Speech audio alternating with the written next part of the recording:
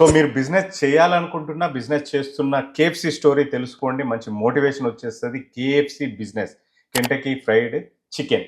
So ఇతని పేరొచ్చేసి Harland David sanders. So ఇతను చాలా చిన్న వయసులో చాలా కష్టపడ్డాడు. వాళ్ళ ఫాదర్ చిన్నప్పుడే చనిపోయాడు. ఇతనికి 6 ఇయర్స్ ఉన్నప్పుడు వాళ్ళ మదర్ వెళ్ళిపోయి చిన్న జాబ్ చేసేది. అతి చిన్న వయసులో తను ఇంట్లో వండాల్సొచ్చేది మిగతా పిల్లల కోసం. సో అతను వంట అనేది అక్కడి నుంచి స్టార్ట్ చేశాడు.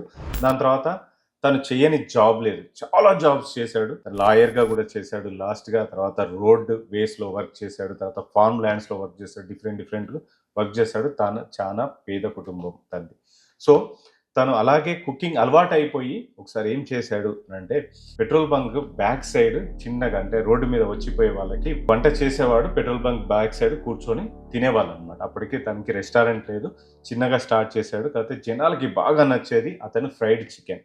తను తొందరగా చేయడానికి హైవే మీద వెళ్ళే వాళ్ళకి తొందరగా చేయడానికి ప్రెషర్ కుక్కర్‌లో వండడం స్టార్ట్ చేశాడు. ఆ టేస్ట్ చాలా మందికి నచ్చేది. సో తను స్లోగా పాపులర్ అవ్వడం స్టార్ట్ చేశాడు. అక్కడున్న గవర్నర్ అతనికి ఒక బిరుదు గూడా ఇచ్చాడు. దాని తర్వాత పెద్ద హైవే వచ్చేసి ఆ రోడ్డు మీద వెళ్ళే వాళ్ళందరూ తగ్గిపోయారు. సో దాని తర్వాత అతను గివ్ అప్ చేయకోకుండా తన కుక్కర్‌ని దాని తర్వాత తను తయారు చేసిన 11 స్పైసెస్‌ని మొత్తాన్ని తీసుకొని వెళ్ళి ప్రతి రెస్టారెంట్ 1000 రెస్టారెంట్స్ తిరిగాడు. 1000 టైమ్స్ రిజెక్షన్‌కి గురయ్యాడు. సో అతను ఇంకా కూడా అంటే అతను ఆల్రెడీ 40లో ఆ బిజినెస్ స్టార్ట్ చేశాడు. తను 60లో పాపులర్ అయ్యాడని చెప్పాను గదా! అయితే దాని మధ్యలో ఏజ్‌లో తను రెస్టారెంట్ మొత్తం తిరిగిపోయి తన చికెన్ కోసం ఎక్స్‌ప్లెయిన్ చేయడం స్టార్ట్ చేస్తే అందరూ అతని మీద నవ్వారు. ప్రతి రెస్టారెంట్‌కి వెళ్ళిపోయి అతను అందరిని అడగడం జరిగింది. నాకో ఛాన్స్ ఇవ్వండి. చిన్న పర్సెంటేజ్ ఇవ్వండి. నా రెసిపీని మీ రెస్టారెంట్‌లో ఇంట్రొడ్యూస్ చేయండి అని. కానీ వాళ్ళెవరూ ఒప్పుకోలేదు. 1000 రెస్టారెంట్స్ రిజెక్ట్ చేశాయి. 1000 టైమ్స్ రిజెక్ట్ అయినా కూడా ఒక ఎంటర్‌ప్రెన్యూర్ లాగా తను గివ్ అప్ చేయకుండా వెళ్ళి ఒక రెస్టారెంట్‌లో మళ్ళీ ఇంకో రెస్టారెంట్‌లో అడగడం జరిగింది. అక్కడ అడగడంతోనే వాళ్ళు ఒప్పుకున్నారు ఆ పర్సెంటేజ్‌కి. అక్కడికొచ్చే వాళ్ళందరికీ అతని చికెన్ నచ్చింది. ఇంకా ఫ్రైడ్ చికెన్ తిన్న తర్వాత వదిలేవాళ్ళు లేరు. మళ్ళీ మళ్ళీ రావడం స్టార్ట్ చేసేసారు. అది ఆ ఒక్క రెస్టారెంట్ అయిపోయి ఇంకా వేరే రెస్టారెంట్ మొత్తం సిటీ మొత్తం పాపులర్ అయిపోయి అక్కడ దానికొక పేరు గూడా తను పెట్టేసుకొని తన ఓన్ రెస్టారెంట్ స్టార్ట్ చేసేసాడు. అదే కెంటకీ ఫ్రైడ్ చికెన్. కెంటకీ అనే సిటీలో తను పెట్రోల్ బంక్‌లో స్టార్ట్ చేసిన చికెన్ తర్వాత పాపులర్ అయిపోయింది. తన పేదరికం చివరికి అతను వండిన వంటే అతన్ని పాపులర్ చేసింది. ఆ వంటలో అతను నేర్చుకున్న ఆ చికెన్ ఫ్రై అందరికి నచ్చేదే. తర్వాత ప్రపంచం మొత్తానికి నచ్చడం స్టార్ట్ అయిపోయింది. తను ఆ రెస్టారెంట్ బిజినెస్‌ని $2,000,000కి అమ్మేయడం జరిగింది. తర్వాత కొన్న వాళ్ళు కూడా అతని కృషిని గుర్తించి ఆ వైట్ కోట్‌ని, ఆ తర్వాత ఆ టైని, అతని ఫిగర్‌ని ఇప్పటికి కూడా మెయింటైన్ చేస్తా ఉన్నారు. ఆ బిజినెస్ ఇప్పుడు ఎంత బిజినెస్ అయిపోయిందో మీకు అందరికీ తెలుసు. కేఎఫ్‌సి చికెన్‌లో రెడ్ కలర్ ఎందుకు యూజ్ చేస్తారో మీకు తెలుసా? రెడ్ కలర్ ఆకలిని ఇంకా క్రియేట్ చేస్తది. రెడ్ కలర్ సైకలాజికల్‌గా ఆకలిని ఇంకా క్రియేట్ చేస్తది. సో, అందుకని ఆ రెస్టారెంట్‌లో రెడ్ కలర్‌ని వాళ్ళు యూజ్ చేస్తారు. సో థట్ ఇంకో ఆర్డర్ రావాలా, 4 చికెన్ ఫ్రైస్ తినే దగ్గర 6 తినాలా, లేకపోతే 8 తినాలా అనేసి. సో, దాన్ని డిఫరెంట్ మార్కెటింగ్ లెవెల్స్‌లో తీసుకెళ్ళి అది ఇండియాకి పోయింది, చైనాకి పోయింది. వరల్డ్ మొత్తం కేఎఫ్‌సి ఇప్పుడు మాక్సిమం అన్ని కంట్రీస్‌లో, అన్ని ఏరియాస్‌లో దొరుకుతది.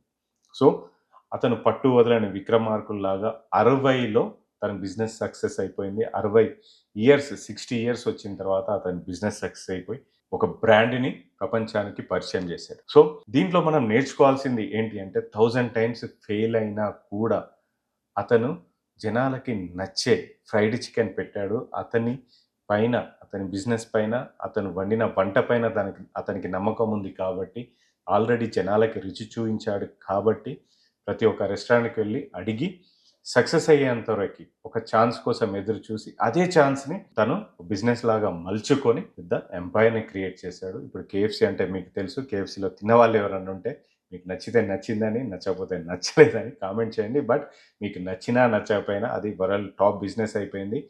ఒకవేళ అతను ఆ బ్రాండ్‌ని ఉంచుకొని ఉంటే ఆ ముని మనవళ్ళు కూడా తినేవాళ్ళు. నాకు తెలీదు. క్లియర్‌గా ఇన్ఫర్మేషన్ లేదు అతనికి ఇంకా అందులో పర్సెంటేజ్ ఉందా లేదా అని కానీ. బట్ చూసారా అతను ఎప్పుడో 1950లో క్రియేట్ చేసిన బిజినెస్ ఇంకా నడుస్తుంది. వాళ్ళు ముని మనవళ్ళు కూడా ఆ డబ్బులు తినొచ్చు. అతనికి ఆల్రెడీ ఆ బ్రాండ్ ఉంటే. కాపోతే ఆ 2 మిలియన్స్‌తో ఆయన ఎంత సంపాదించాడో మనకు తెలీదు. సో, నేనిక్కడ చెప్పేదేంటంటే, మీరు పట్టు వదలకోకుండా మీరనుకునే ప్రొడక్ట్ పైన గానీ, మీరనుకునే ఏ విషయంలో అయినా గానీ, పట్టు వదలకుండా మీరు దాని మీద వర్క్ చేస్తే, కృషి చేస్తే మీకు ఖచ్చితంగా రిజల్ట్స్ ఒస్తాయి. మిమ్మల్ని మీరు నమ్మినప్పుడు, మిమ్మల్ని వేరే వాళ్ళు నమ్మినప్పుడు ఖచ్చితంగా మీ బిజినెస్ సక్సెస్ అవుతది. సో, మీరు దీనికోసం మీరేం చేయాలి అనంటే, చిన్న చిన్న ఊర్లల్లో ఫేమస్ దోసలు గానీ, ఫేమస్ చట్నీలు గానీ, ఫేమస్ అయ్యి మరుగున పడినయి ఉంటాయి. సోడాలు గానీ, తర్వాత డిఫరెంట్‌గా తినే ఐటెమ్స్ ఏవైతే కొన్ని ఊర్లలో కొన్ని ఫేమస్ ఉంటాయి. మరుగున పడిపోయి ఉంటాయి. మనం చిన్నప్పుడు తినుంటాం.